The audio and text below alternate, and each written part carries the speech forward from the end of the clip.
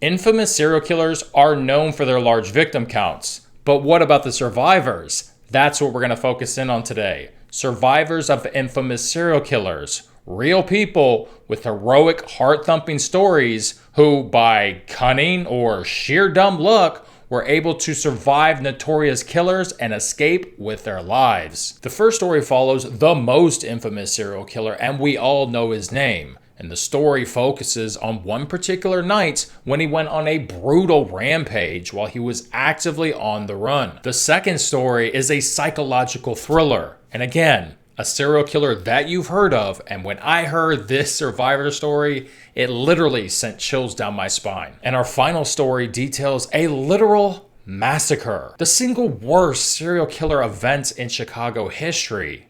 But it does end in a happy ending. Well, kind of. Each one of these stories is going to get progressively worse. As you listen to them, I want you to ask yourself something.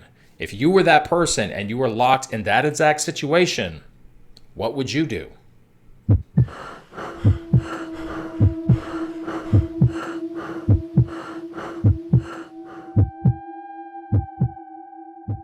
"21-year-old Cheryl Thomas was a dance student at Florida State University. It's the weekend and she wanted to go out and blow off a little steam, so she got dressed up and she headed to downtown Tallahassee to go to a disco club with a couple of her friends. That's how she was going to spend her Saturday night. She gets home around midnight from the club. She's hungry, so she makes herself a sandwich, she watches a little TV, and she heads to bed. Unaware that a notorious serial killer was already started on a brutal rampage in her neighborhood only 6 blocks away. This man would hop a fence and climb in through Cheryl's open kitchen window, and he would end up beating her savagely in her sleep. Now, the neighbor recounts hearing a loud banging sound from the wall and hearing Cheryl's voice moaning and whimpering.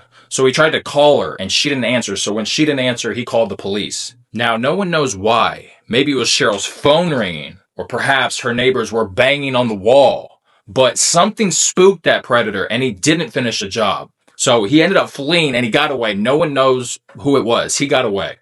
Cheryl was left a bloody mess, but she did survive the ordeal. Police would estimate that just 15 minutes prior to entering Cheryl's window, the predator was exiting the Chi Omega sorority on Florida State campus. He would gain access to Chi Omega through an unlocked back door, but not before arming himself with a piece of oak firewood he would use as a weapon that he found outside the door. Under the cover of 3 a.m. darkness, he would stalk the sorority, room by room, of the sleeping women. He would actually end up bludgeoning and strangling to death 2 different women before he entered the bedroom of Kathy Kleiner and Karen Chandler. Karen recounts being startled out of her sleep by a sound. The sound would end up being the man tripping over a chest in her dark bedroom. He watched as he came up to her bed, this tall silhouette figure towering over her. He raised his hand, his object, over his head and began to strike her repeatedly in the face, which caused great bodily harm. He broke her jaw, he tore her cheek and her tongue before she passed out. He then turned his attention to Kathy, the roommate, began to beat her bloody in the same type of way and cause severe skull fractures. But it would actually end up being a sorority sister who was coming home from a late night date that would end up scaring the predator before he was done and cause him to flee, and he got away. Caused by the car's headlights filling the room as they were pulling in. The first 2 sorority sisters did not survive, but both Karen and Kathy would live to tell the tale and testify against him in court. The predator was none other than the brutal Ted Bundy. He took the lives of over 35 women in the 1970s. Bundy fascinated many because he didn't seem to fit the bill of a killer. He had a psychology degree, he was studying law, and helped to run local government campaigns. Smart, well-spoken, and physically attractive to most standards. He would sometimes use trickery on his victims. He would wear a fake arm cast to look less threatening and lure his victims to more favorable spots. He would use a similar tactic when he approached teenage Carol Duranch at a mall in Utah, pretending to be a police officer investigating a break-in of her car. He lured her to his Volkswagen buggy and attempted to handcuff her, but he ultimately failed. A month after the Florida State University attacks, it would would be a routine traffic stop by a police officer pulling Bundy's tan Volkswagen Beetle over, where they would find a ski mask, an ice pick, and handcuffs, later used as evidence to convict Bundy in the attempted kidnapping of Carol Durant. With 1 year of law school under his belt, he fashioned himself a bit of a lawyer, enough to represent himself in court. Now, when that failed, he ended up attempting successfully to escape Colorado custody not once, but twice. He once jumped out of a second-story courtroom window to escape. Another time, he ended up cutting a hole in the ceiling of his jail cell to escape. And on that time, he ended up going on that rampage that we described down in Florida. He was arrested again, and 12 years later, he would be executed via electric chair.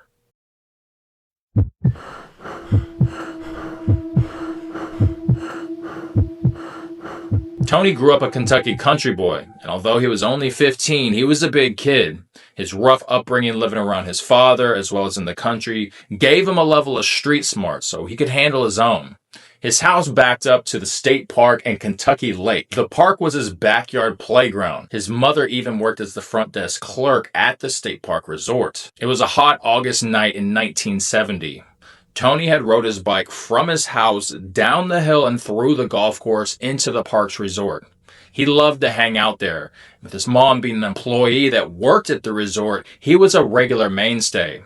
So there Tony was, just hanging out in the lobby. He was wearing orange swim trunks, no shirt, and a towel around his neck. A large man approached him to strike up a little conversation. He asked if he was a local and if there was anything to do around here. Tony replies, "Well, do you like camping, fishing, boating? The park is an outdoor paradise." But the man doesn't seem interested in any of that. They continue their small talk and Tony asks him a couple questions. "Well, where are you from?" The man says he's from the Chicago area and he's visiting friends. "Okay. Well, where do your friends live?" The man names the place and Tony's familiar with it, but it's over 4 hours away. Something seems a little bit off about this man. Conversation dies down and Tony's about to get up to leave before the man asks him again, "What is there to do around here? What is there to do around here?" Slightly annoyed, Tony says, "Look, man, if you're looking for women or liquor, you're not going to find that here. This is a family-style resort." Then the man asks, "You want to drink a beer?" Tony, only 15, says, "Yeah, sure, I'll take a beer." They head down the hall to the man's hotel room, which was a 6-door on the right. The man pulls out a large old-school key to open the door and swings it open for Tony to get in. But as Tony squeezes past him, the man's hand brushes the backside of Tony's upper leg. Tony thinks, wow, that was kind of weird, but it must have been an accident. He walks into the room past the bathroom and notices that the bathtub is filled to the top with ice. Weird. Tony walks all the way into the far side of the room. The man hands him a beer, and the first thing that he does is close the curtains to the windows. They start off with a couple of simple questions. Where are you originally from, and what do your parents do? They drink a couple of beers, and eventually the man has to get up to go to the bathroom. Tony can hear him in the bathroom turn the faucet on and off. But as the man exits the bathroom, he slides the chain lock on the front door to the locked position. Weird things are starting to add up, and Tony's noticing. There's something off about this situation. The man asks, "Do you like naked magazines?" And before Tony could answer, he walks to the side of the bed and pulls out a giant suitcase from underneath it and plops it on top. He opens it up and it's filled to the brim with magazines. There must have been 50 of them there. Tony, being young and not having access to that type of thing, showed a little interest. So he fans them out looking. And just as he's about to arrive at the fact that he doesn't see anything he likes, the man grabs a couple and shoves them into Tony's hands. So Tony starts to thumb through them, but he's kind of confused. He's like, well, these are all boys. Tony can see the man's demeanor slowly starting to change through the conversation. You can see it on his face. His eyes squint, his brows go into a scowl, almost like he's sneering at you. But eventually he has to go into the bathroom. You can hear the faucet turn on and off. But as he's exiting that bathroom, he locks a secondary deadbolt lock. He says, "I got something else you might like." He goes to the side of the bed and pulls out a secondary suitcase. But this one is filled with shackles and handcuffs. As Tony's sitting there looking at this suitcase filled with shackles and naked magazines, all of a sudden his senses kick in. Something is seriously wrong. Now, Tony had been around some rough characters. The illegal liquor distilleries that operate in the hills, his father's backroom card operation. He had been around grown men, rough characters. He had seen some stuff. But from that, he knew that grown men didn't act like this. This was truly odd behavior. Something wasn't right, and he knew it was in his best interest if he just got the heck out of there. The man has him locked in this room, and he's kind of blocking the way out. Now, Tony's a big old country kid, but he's only 15, and this is a powerfully built man, so overpowering him, maybe not. Situation's going left in a hurry, so he has to figure something out, and Tony, having a little street smarts, he decides to hash out a plan. Tony's in the back of the room. The man is closer to the door, or the only exit. He's getting up to use the bathroom, but it's right next to the door. The cooler is also kind of blocking the hallway. He waits for the man to go to the bathroom again. Here's the faucet. Considers throwing the cooler through the window to escape, but instead he slides the cooler to the far side of the window wall and tucks it behind the bed out of sight. He puts his beer behind his left heel. The man comes out of the bathroom, and now he's holding a towel around his neck. So you know the situation's going from bad to worse. Tony blurts out, "Hey, you got any snacks?" Man looks at him oddly as he's replying, "No, I don't have any snacks," Tony kicks over the beer on his left heel. He's like, "Oh, you mind if I get another beer?" Man's like, "Sure." Gets up and he's looking around like, where's the cooler? He doesn't see it. So he gets up and walks past Tony towards the cooler, because remember, Tony hid it behind the bed. So immediately Tony beelines it straight for the door. He's scrambling to get both of the locks off of the door, and the man's turning to come. He slips out of the door, and the man's swiping at him, trying to snatch him up. The man doesn't stop there. He comes out, and now they're tussling in the middle of the hallway.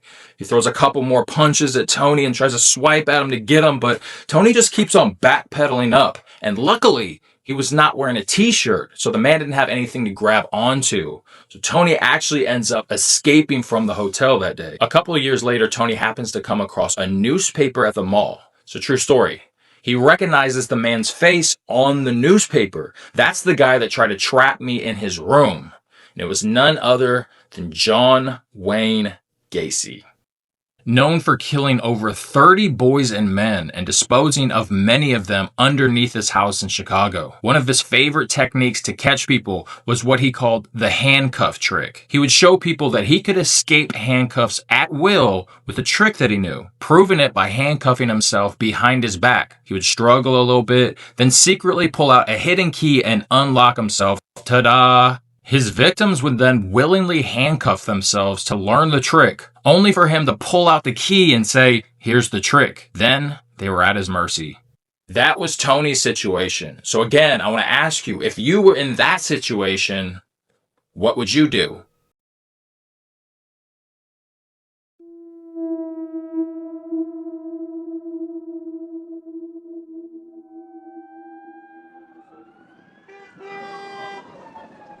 Corazon Amaro was one of 8 children born in Manila, Philippines. She was only about 4'11", but with such a big family, she had to become an incredibly strong-willed woman.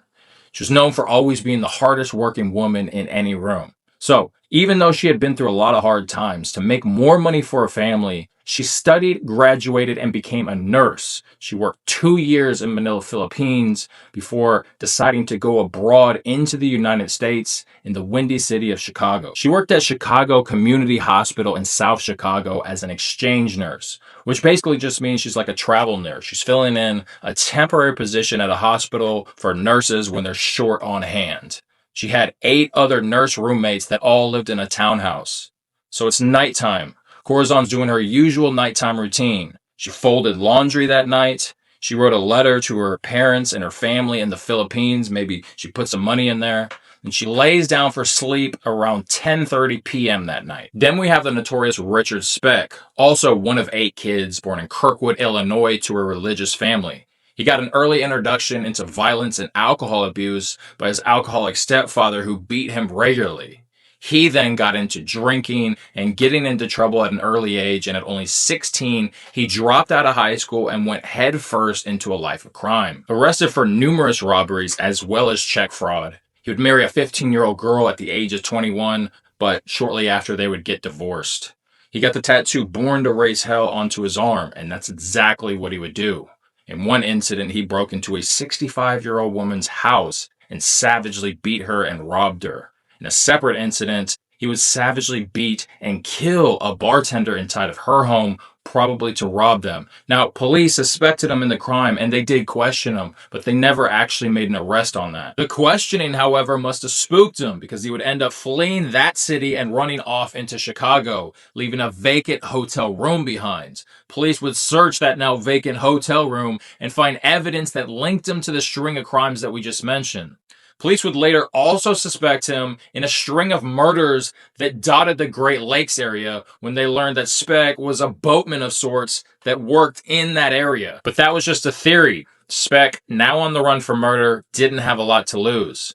It was a chilly night in July 1966. Speck, extremely drunk, is wandering the streets of South Chicago. Finds himself in Jeffrey Manor, a middle-class neighborhood next to a couple of steel mills, and really close to Lake Michigan. Corazon, asleep in her bed next to her roommate at her townhouse, would be awoken out of her sleep by a light knocking at the door. She had only been in the United States for 2 months before she would come face to face with Richard Speck, who was armed with a .22 caliber pistol and a knife.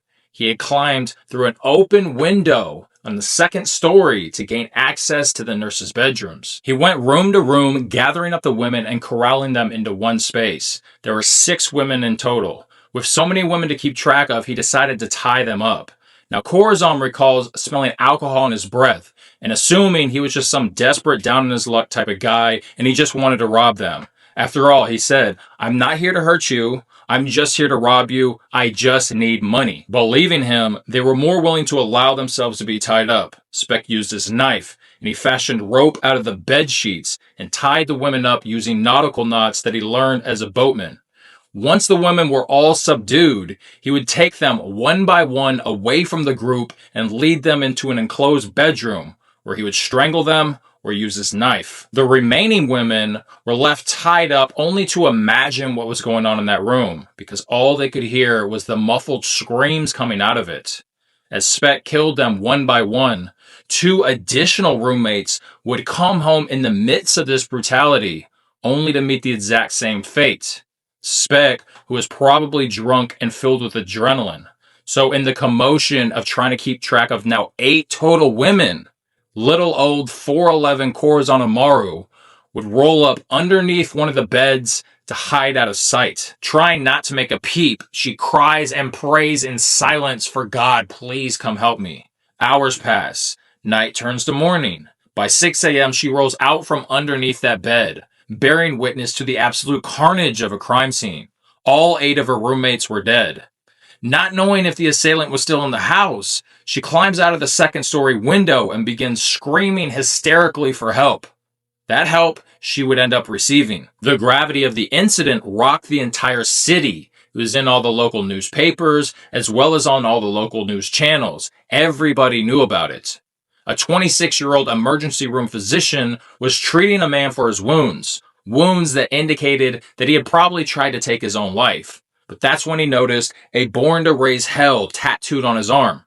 He recognized it immediately from the newspaper descriptions. He alerted authorities, and that's how they would end up catching Richard Speck. Corazon would be the lead witness in the murder conviction of Richard Speck. But without her surviving and identifying that tattoo, we very well may have never been able to catch Speck for the crime. He was found guilty and sentenced 50 to 150 years behind bars. With a life sentence, he was locked up with other killers and gangsters. He resorted to taking estrogen pills to appear more feminine, possibly as a way to survive. Nonetheless, he would die in prison in 1991. These are some brutal situations, and rest in peace to the victims. But if you were in that situation, what would you do?